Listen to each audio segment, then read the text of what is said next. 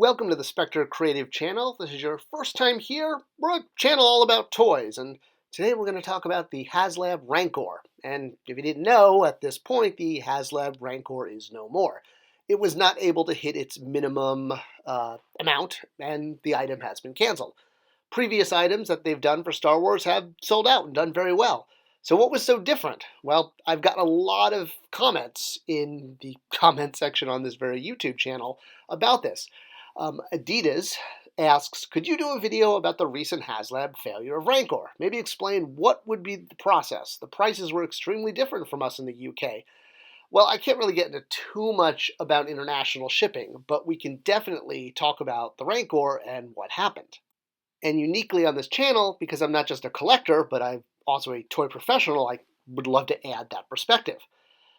And additional comments I've gotten, like Steve Bragg asked, the people who were rooting against the Rancor, Haslab, are celebrating that turning it down has the people at Haslab being metaphorically sent to their room to think about what they've done and laughing about how Hasbro has lost thousands on R&D and sculpting. So this is actually even an even more interesting point.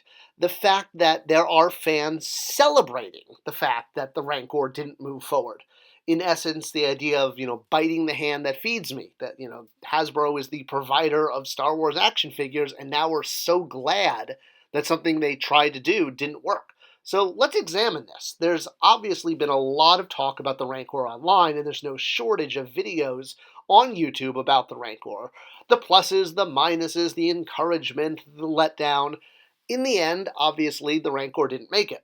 Much like Cookie Monster, it's now joining the Haslab failure club, for lack of a better word.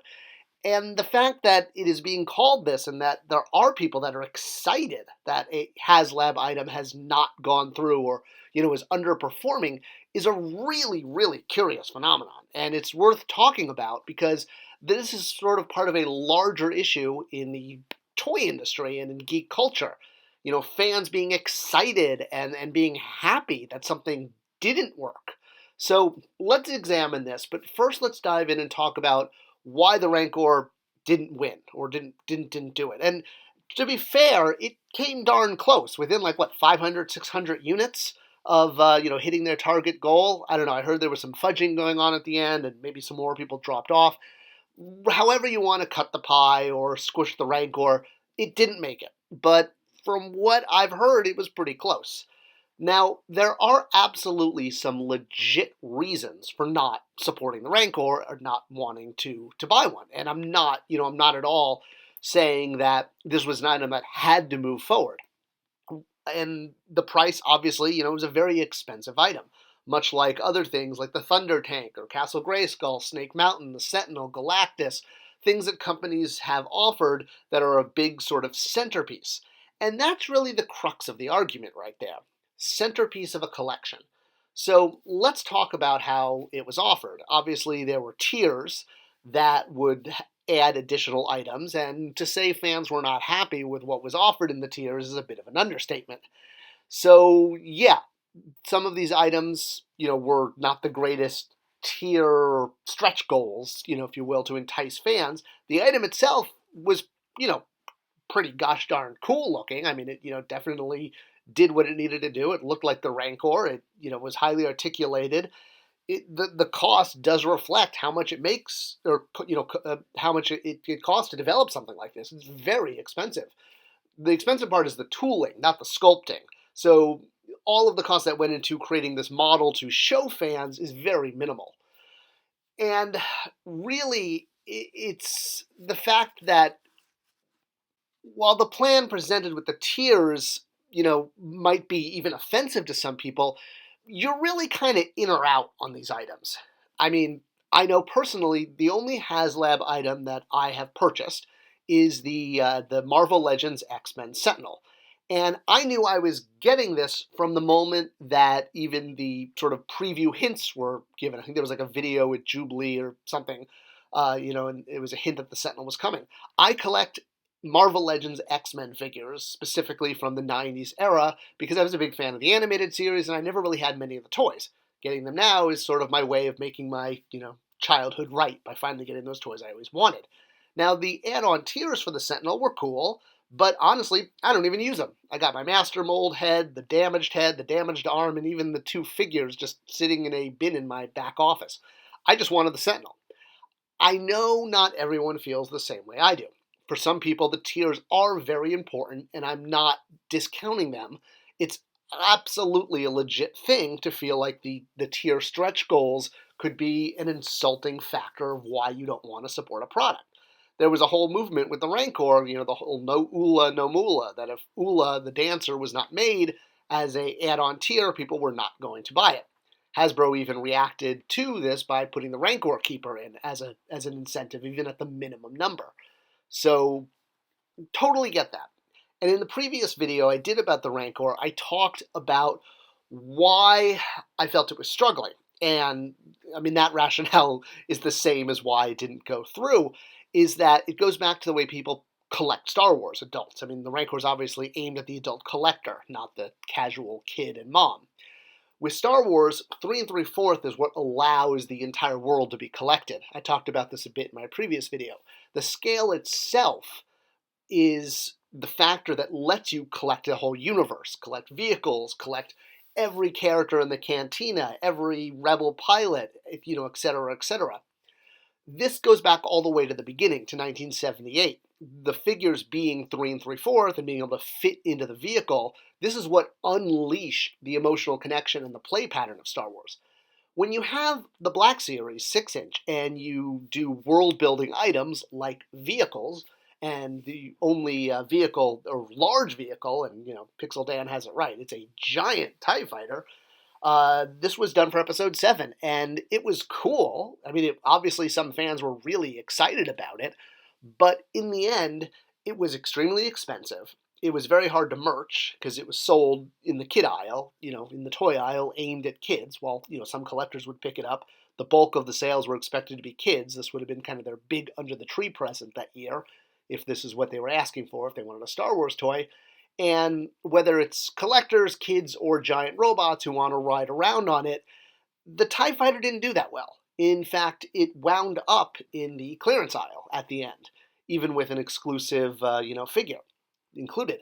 And a lot of this is because of the size. With 6-inch figures, doing 6-inch, call it world-building things, vehicles, beasts, becomes difficult because they have to be, proportionately even bigger. 3 3/4 allows us a lot easier. Things like the Snow Speeder or even the Dewback also did not perform well at retail. Now, much like the Sentinel, when I saw the Dewback, I was in, from when they said it was happening. I didn't even need to see an image of it. I knew I was going to get this toy. Well, why is that? I'm a huge Dewback fan. It's one of my favorite things. It's more or less, it's a Star Wars dinosaur, guys. If you like dinosaurs and you like Star Wars, you don't get, much cooler things than getting a Dewback. So yeah, I was in on the Dewback from day one. I have pretty much every Dewback that's ever been released. There might be people who are like that with the Rancor, that are huge Rancor fans and would have wanted this product from day one simply because of that. I respect that a lot. I totally get it. But again, going back, 3 3/4, or even smaller, things like micro action fleet, is what allows these items to happen. At 12-inch, they become expensive. At 3 3/4, it's easier to purchase and display. Even the Dewback that I love wound up on clearance. So that's kind of the issue. It's that 6-inch doesn't feed itself into collecting a whole world, vehicles, monsters. And, I'm not going to get into a debate about who's a cooler Star Wars beast, the Rancor or the Dewback. We all know it's the Dewback. But the Rancor is huge. And you can buy a 3 3/4 Rancor for a lot less. And now they go for probably a lot on eBay. But, when they've been at retail, they haven't exactly been $350. Now, I'm not knocking the Black Series. The Black Series does a lot. It provides a lot that the 3 3/4 line doesn't. Essentially, a quintessential version of a character with a lot more detail, a lot more deco. The Black Series was started much like other Star Wars one-off lines, things like Unleashed, or things like the Epic Collection, the line that came out in Power of the Force 2 where you could spin it around in the package. These were all meant to be new ways, new scales to collect Star Wars. Having no idea if they were going to stick or not, but in the toy industry, there is a constant push for innovation, like constantly, multiple times a year. And a lot of this comes from retail wanting to have fresh shelves or fresh displays every season. So toy companies are really pushed to innovate constantly. When the Black Series first came out, I'm honestly willing to bet that the folks at Hasbro and Lucasfilm didn't know or didn't think it was going to go as many years as it has. I think they felt like, hey, if we can get 1 year, 2 years out of this, that's a win. In the end, it stuck around, in my professional opinion, because of the price value that it offered to moms and kids. Collectors are like, shooting fish in a barrel. But for moms and kids, when you're looking at something like a 3 3/4 versus a 6-inch of the same figure, you can see where the price value is when the cost to purchase is $5, $6, $7 difference. You're getting a lot more for a Black Series figure. Again, if you're a parent. And as a collector, one of the other benefits of the Black Series, it allows you to display your Star Wars figures with other characters from other IP, or facing off against other brands, etc.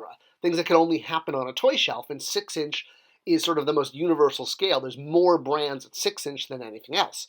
There are absolutely people who collect Black Series and have giant displays, but in the amount of room that you could display, maybe 40 or 50 Black Series figures, you could display several hundred 3 3/4 figures. They take way less display space. And that's the crux of the matter, is that the Black Series is just not designed or compatible with world building. It's just too big. All right, so the question of why did the Rancor fail? Well, it's just, bros don't collect that way. We like the 6-inch to display, but you just can't get the whole universe the way you can in 3 3/4. And it's sort of offering an item that didn't align with the way collectors collect Star Wars. It's that, challenge between emotion and logic. Like, we saw something cool, but we already have world built with the 3 3/4 line, and then with the price tag of $350, how many world building items are going to be offered in Black Series? Now, the bigger issue, though, going back to the original comments that I received, is the fact that people were actually lining up and cheering to see the Rancor fail. So that is a more interesting thing than why it failed. Why it failed, I think, is just linked to play patterns and collector patterns. Now, Star Wars fans have every right to be angry. There has been a lot of stuff released over the past few years that has been exclusive to one retailer and hard to get. And let's face it, the repaints have been coming and coming and coming. There has been a constant onslaught of repaints and repackaged figures, especially in the Black Series. And this does lead to some malaise, where people are feeling like the hobby just isn't fun anymore. Being a completist and having to get every single figure when there's very minor details or just shinier paint can be frustrating. For a toy collector, or toy company, the margins have to be met. Now, did Hasbro lose money on the Rancor? Well, sure. Obviously, some development had to go into it. Sculpting, PR's time, marketing's time, the designer's time, the painter's time, etc., etc. It's a tiny little speck compared to the tooling. The tooling is really where the money, and that's why they needed the pre-order.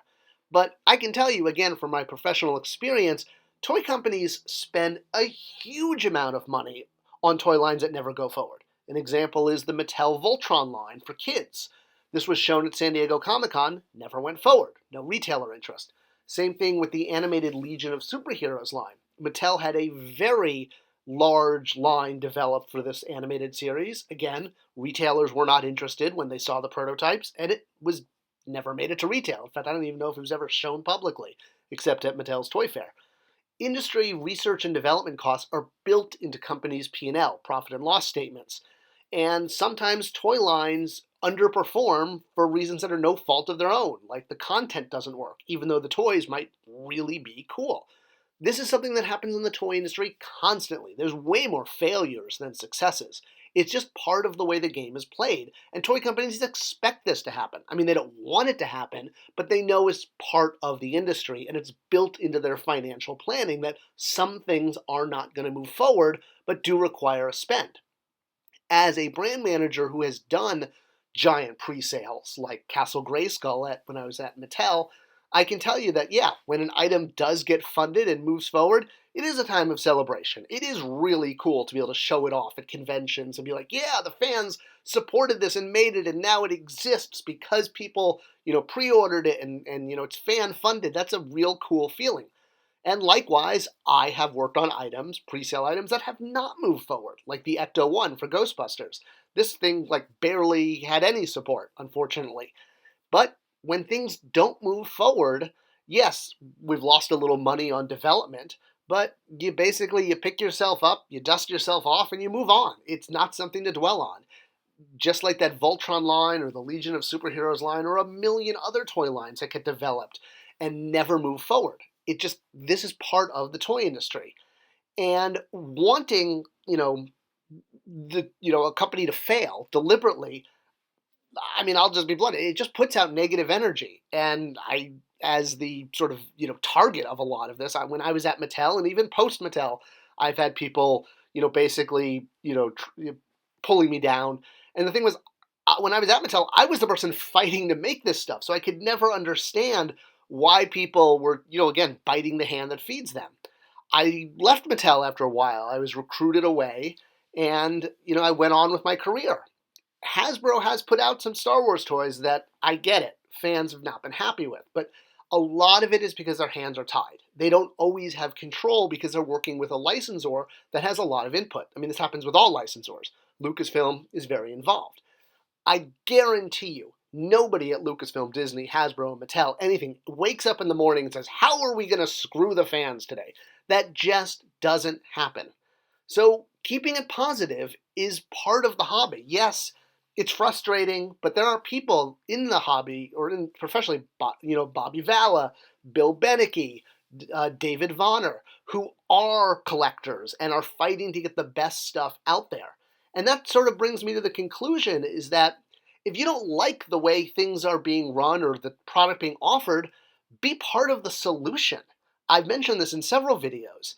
Hasbro's hiring. Mattel's hiring. Get yourself a job in the toy industry. The more collectors that are working in the toy industry, the more cool products going to be offered. Because when there is a collector running a line, you get cool stuff. All right, I hope this video shined a light on some key aspects of the Rancor and the way the toy industry works, and let me know in the comments below if I hit on anything that speaks to you. I hope you enjoyed it, and I'll see you guys in the next video. Thanks for watching.